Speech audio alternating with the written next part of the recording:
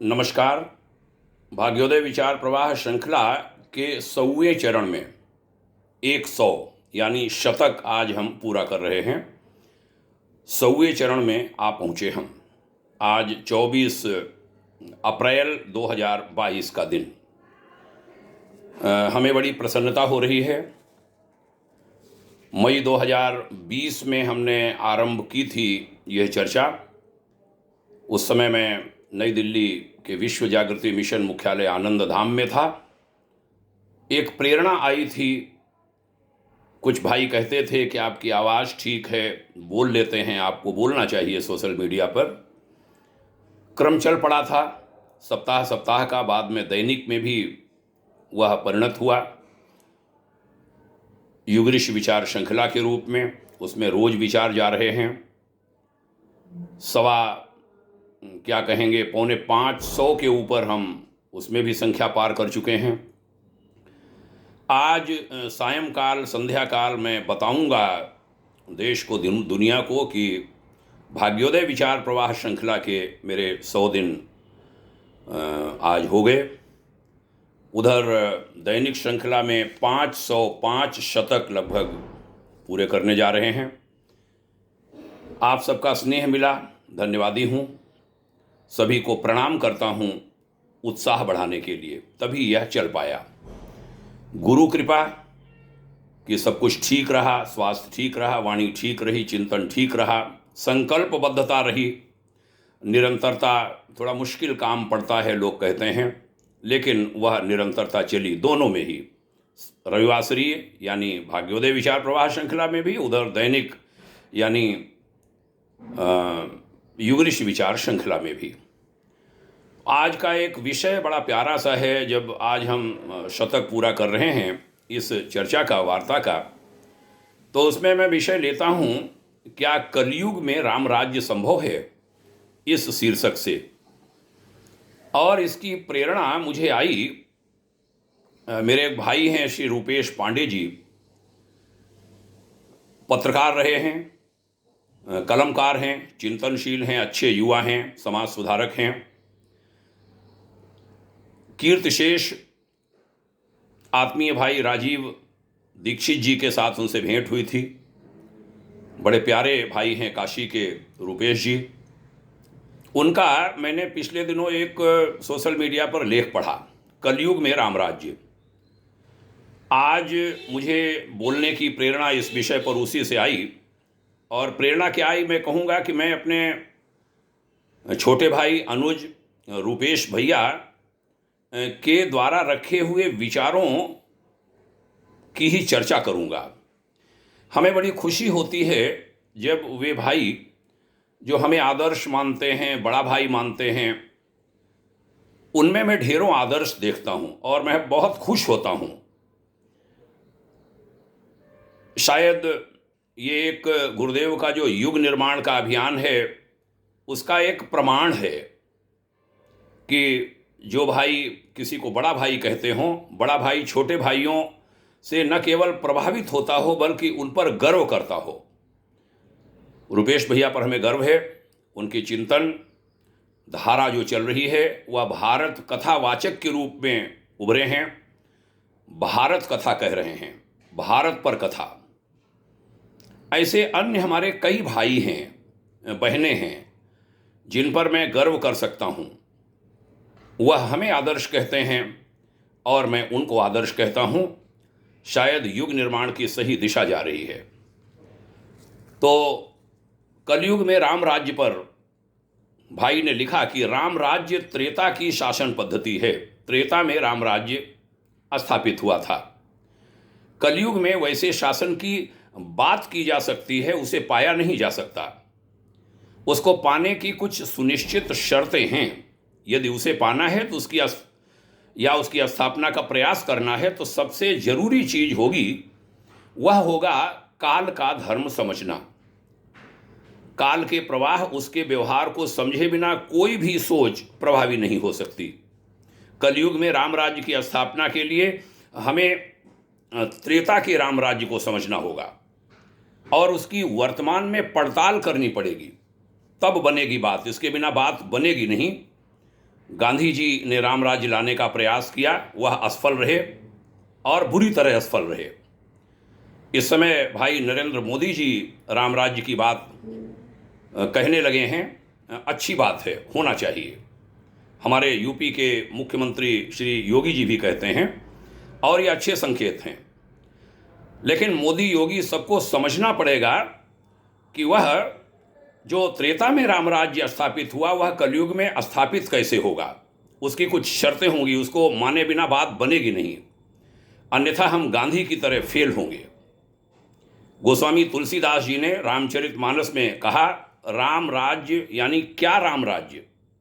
वे कहते हैं, दैहिक दैविक भौतिक तापा, राम राज काहू नहीं व्यापा। यही राम राज्य है। तो कलयुग में यह कैसे प्राप्त हो, इसकी तलाश ही हमें राम राज्य के दरवाजे पर, द्वार पर ले जाकर खड़ा कर देगी। त्रेता का राम राज्य लंका विजय के बाद स्थापित होता है। उसके लिए राम को वनवासी जीवन भी जीना पड़ता है, जरूरत पड़ने पर छल छद्म का सहारा भी लेना पड़ता है। भगवान श्री कृष्ण की तरह तो नहीं, वो अलग युग था, यह मर्यादा पुरुषोत्तम का युग था, तब भी कहीं न कहीं छल छद्म का सहारा लेना पड़ता है। राम राज्य के नायक हैं, लेकिन भरत लक्ष्मण और शत्रुघ्न जैसे भाइयों का तप और पुरुषार्थ उनको नायक बनाता है। राम अकेले नायक नहीं बनते। वह हालांकि अवतारी थे, वे चाहते तो अकेले ही सब कुछ कर लेते, लेकिन यदि वो ऐसा करते तो इससे समाज को, दुनिया को कोई संदेश नहीं मिल पाता, समाज में कोई व्यवस्था कायम नहीं हो पाती। गुरु वशिष्ठ, अगस्त मुनि आदि गुरुओं और ऋषियों का आशीर्वाद राम के साथ था। भगवान परशुराम का आशीर्वाद उनके साथ था। हनुमान, जामवंत और अंगद जैसे उनके सहयोगी थे, जिनके मन में कोई शंका नहीं होती थी। विभीषण जैसा भक्त था, जिसको महान भक्त कहेंगे। आज देश में कोई विभीषण नाम नहीं रखना चाहता, क्यों? कहते हैं उसने भाई के साथ छल किया था। लेकिन विभीषण जैसा भक्त भी उनके साथ हुआ, जिसने राम राज्य की स्थापना के लिए अपने कुल का सर्वनाश करा दिया, कुल का भी बलिदान कर दिया, क्योंकि भाई गलत मार्ग पर था। ये साहस मिलना बहुत मुश्किल है। विभीषण होना बहुत दुष्कर कार्य है। और अंत में यह भी ध्यान रखना पड़ेगा कि राम राज्य की स्थापना के लिए सीता हरण भी जरूरी था। सीता हरण। आज जब हम कलयुग में राम राज्य की बात करते हैं, तब सबसे पहले ढूंढने की जरूरत होगी कि अनीति के वो लंका कहाँ है, वो लंका क्या है, कहाँ है, जिसका शासक रावण था। और वो रावण कौन है जिसको परास्त करके राम राज्य स्थापित हुआ था। मेरा मानना है, भाई पांडे जी कहते हैं, मेरा मानना है कि कलयुग की लंका ये संसदीय लोकतंत्र है। और ये कठिन बात है, ये ऐसे समय जब उन्होंने लिखा और आज मैं कह रहा हूँ, शायद इसके लिए उन्हें और हमें आलोचना का शिकार बनना पड़े।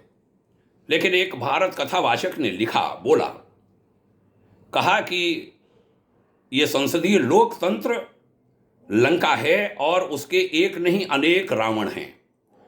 जब रावण के 10 शीश प्रतीक थे उस समय, लेकिन आज दशानन अपने 10 शीशों के साथ मौजूद है। शीश माने सिर। सबसे प्रमुख शीश उन्होंने ब्यूरोक्रेसी को लिखा, जिनके पास पावर बहुत हैं, लेकिन अनेक बार वह जो शपथ उन्होंने ली उसको पूरा नहीं कर पाते। हमने एक साप्ताहिक चर्चा में ये विषय उठाया था कि क्या राजनेताओं की शपथ का मूल्य है, ब्यूरोक्रेट्स की शपथ का कोई मूल्य नहीं। कोई कैसे आ गए, सारा सब शासन प्रशासन वैसे ही चलने लगता है। उठाया था, कई बड़े ब्यूरोक्रेट्स ने हमें उसके बारे में कई जानकारियां भी दी, तकलीफ़ें भी बताईं। उन्होंने ये भी कहा कि कभी बैठकर बात करेंगे। कई दुश्वारियां होती हैं, हम भी जानते हैं, मैं भी सरकार में रहा हूं।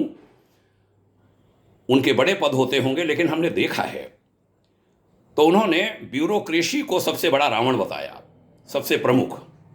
ये शासक वर्ग कलयुग के लंका के प्रमुख रावण हैं, यहां तक कह दिया।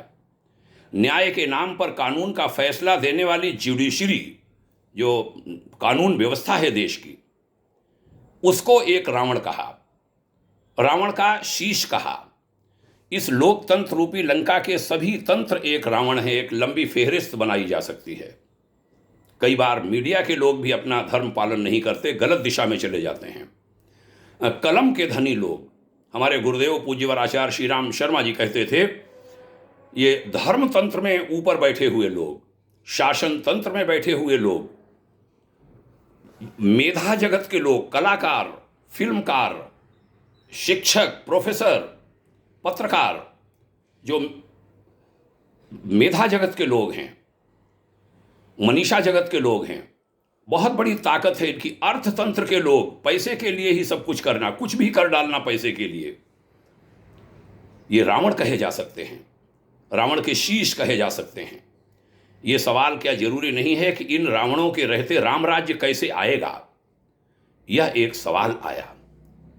उसमें मिलावटखोरी करने वाले लोग, लोगों को बीमार कर देने वाले लोग, जातियों में तोड़ देने वाले लोग, संप्रदायों में बांट देने वाले लोग, इन सबके रहते राम राज्य कैसे आएगा? आगे कहा, पिछली शताब्दी में अंग्रेजों की दास्ता से मुक्ति संग्राम में गांधी एकमात्र ऐसे नेता थे जिन्होंने राम राज्य की कल्पना की थी।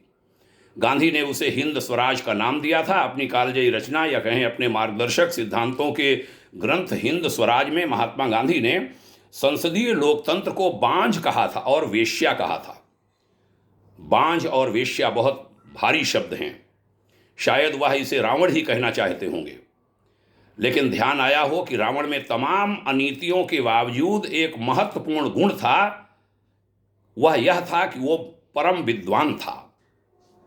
लेकिन गांधी इसकी तुलना रावण से भी नहीं कर पाए। तो कारण स्पष्ट, या इसका निहायत घटिया चरित्र, कि उसने सीताहरण किया था।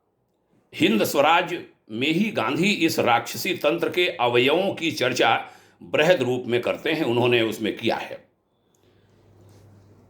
लेकिन ऐसा लगता है कि गांधी काल और धर्म की व्यवस्था समझ नहीं पाए, या उन्हें इसे समझने का मौका नहीं मिला।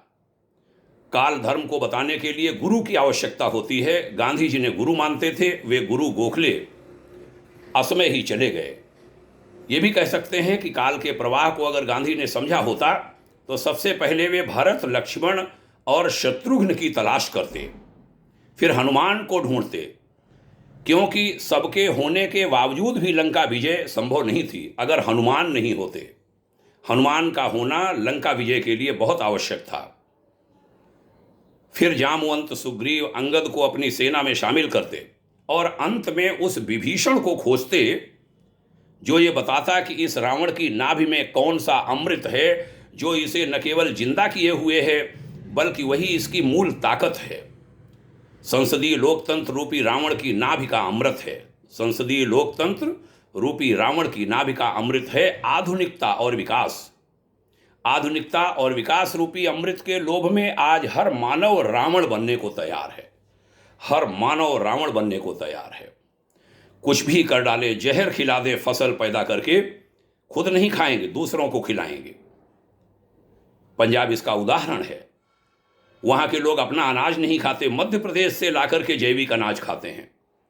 हम जहर दूसरों को खिलाना चाहते हैं। एक सवाल किसी राज्य या किसान का नहीं है। हर कोई पैसे के लिए कुछ भी कर डालना चाहता है। उन्हें रावण से छोटा क्या कहा जाए। आगे कहता हूं कि गांधी को राम की नहीं, राम भक्ति की जरूरत थी। वह उन्होंने स्वयं में महसूस भी किया था और राम राज्य की स्थापना के युद्ध में कूद गए थे। लेकिन युद्ध के लिए जरूरी अपनी शक्तियों को गांधी साथ नहीं जुटा पाए। उन्हें एक हनुमान मिला था सरदार वल्लभ भाई पटेल के रूप में, जो अपने राम यानी गांधी की भक्ति में लीन था। लेकिन उनके आसपास तमाम ऐसे कलयुगी विभीषण भी थे जिन्होंने अपने कुल के हित स्वरूप गांधी और राम राज्य को ही दांव पर लगा दिया। मुझे इसकी व्याख्या करने की जरूरत नहीं है। कुल के अंतिम कुल दीपक अब भी उसी कर्म में लगे हैं। श्रीमान रुपेश पांडे ने लिखा, उनकी छद्म धार्मिकता और उनके कालनेमी होने को प्रमाणित करती हैं बहुत सारी चीजें। अन्य लोग भी ऐसे देखे जा सकते हैं। चिंता का विषय है। बात को समापन की ओर ले जाता हूं कि गांधी ने यह महसूस तो किया था कि केंद्र अंग्रेजी शासनकाल में स्वतंत्रता रूपी सीता का हरण हर पल हर दिन हो रहा है। मेरे गुरुजी संस्कृति रूपी सीता के हरण की बात कहते थे कि हो रहा है संस्कृति सीता हरण, राम के हनुमान तुम क्यों मौन हो। गुरुवर आचार्य श्री राम शर्मा जी ने हनुमानों से सवाल किया था,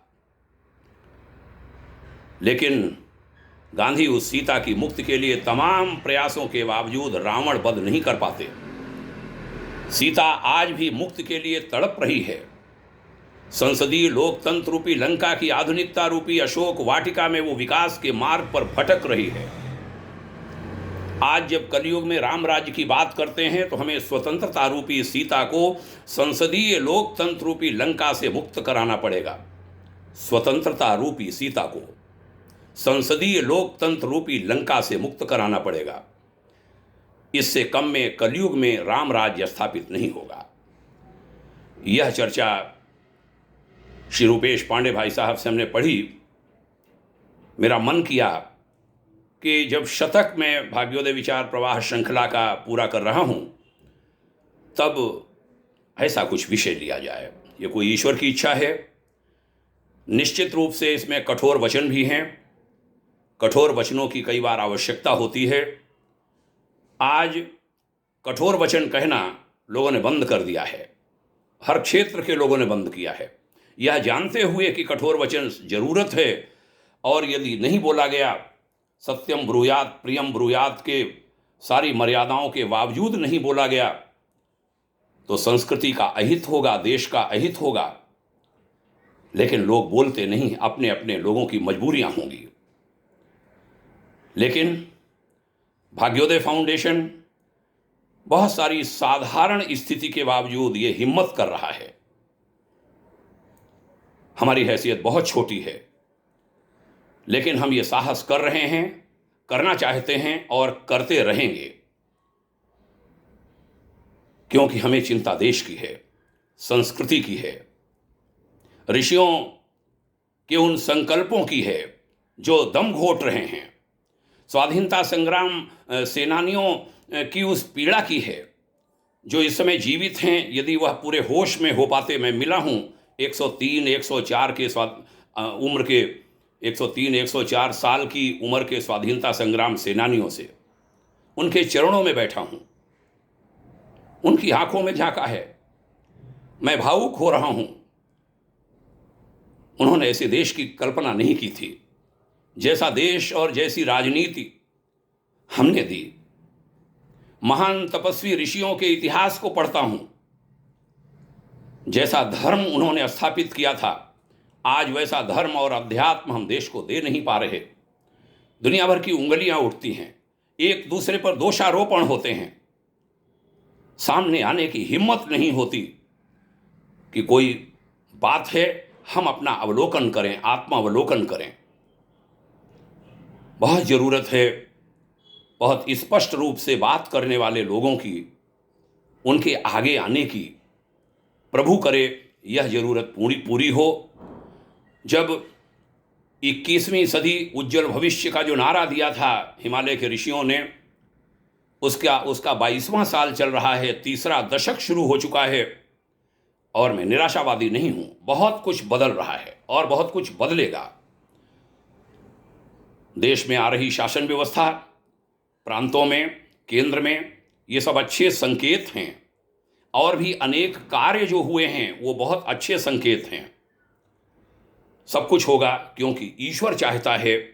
इन सबके पीछे हिमालय के ऋषियों की ताकत है, और वो ताकत सबको प्रेरणा दे रही है, प्रचोदयात कह रही है। प्रचोदयात माने हम आगे नहीं बढ़ना चाहते, तब भी धक्का देकर के आगे बढ़ाना, धियो यो न प्रचोदयात। तभी मैं कहता हूं कि जितनी जरूरत गायत्री महामंत्र की आज के युग में है, उतनी पहले कभी नहीं रही। धियो यो न प्रचोदयात की आवश्यकता है। आइए आगे बढ़ेंगे, खूब आगे बढ़ेंगे, ऊंचे बनेंगे। एक लाइन आज कहूँगा, कभी मैं इस पर एक वीडियो भी लाऊंगा। कि आज बहुत ज़रूरत है जो बड़े लोग हैं देश के वो बड़े मन वाले भी बन जाएं, क्योंकि बड़े लोगों में छोटे मन बहुत होने लगे हैं, या यूं कहें छोटे मन वाले बड़े लोगों की संख्या देश में निरंतर बढ़ रही है। यह भी कहीं रोकना होगा। बड़े लोग बड़े मन वाले बने। नई पीढ़ी पीछे रास्ता देख रही है, वह सब कुछ संभाल लेना चाहती है, लेकिन उनको चाहिए बड़े मन वाले बड़े लोग जो उनका मार्गदर्शन कर सकें। हिमालय की देव शक्तियाँ, ऋषि शक्तियाँ ऐसा वातावरण विनिर्मित करेंगी हमारे देश में। ऐसे पूरे विश्वास के साथ मुट्ठी बांध कर कहता हूँ, पूरा विश्वास है हमें। इसी विश्वास के साथ आज की चर्चा का समापन। किसी व्यक्ति विशेष, किसी को दल विशेष को कहीं कुछ बुरा लगता हो, क्षमा करेंगे, लेकिन अगर ऐसा कहीं कुछ कहा जा रहा है तो आत्म अवलोकन की बहुत आवश्यकता है, सुधार की बहुत बड़ी आवश्यकता है। ये जातियों धर्मों में बंट रहा देश, इसको रोकने की बहुत बड़ी आवश्यकता है। लोग संभल रहे हैं। सबसे निवेदन करूंगा, राष्ट्र को सर्वोपरि माने, धर्म को सर्वोपरि माने, सभी लोग एक हो जाएं, जो सनातन की ताकत है उसको समझें, और तभी आप रामराज्य स्थापित कर पाएंगे और तभी विश्व गुरु बन पाएंगे, दुनिया का मार्गदर्शन कर पाएंगे। दूसरों का मार्गदर्शन करने के लिए स्वयं में सशक्त होना बहुत आवश्यक होता है, और वह जरूरत हर स्तर पर पूरी हो। धर्म तंत्र में बैठे हुए लोग मजबूत बने, पैसे के क्षेत्र में अर्थतंत्र में बैठे हुए लोग सुदृढ़ बने, दृष्टि को व्यापक बनाएं, मनीषा जगत में बैठे हुए लोग ऊंचे बने और राजनीति में बैठे हुए लोग ऊंचे बने। चारों ताकतें एक साथ आ जाएं, सब कुछ बदल जाए, हम सब बदलेंगे। ऐसे संकल्प के साथ आज की चर्चा का समापन। चर्चा लंबी हुई, आपने ध्यान से सुना, आभारी हूँ। प्रणाम करता हूँ सभी के श्री चरणों में। निवेदन करता हूँ, ये बातें अच्छी लगती हैं, ये बातें लोगों में फैलनी चाहिए, उसमें आपके भी हाथ लगें। भाग्योदय परिवार आपके उज्जवल भविष्य की आत्मीय कामना करता है। जय हिंद, शुभकामना। ओम शांति।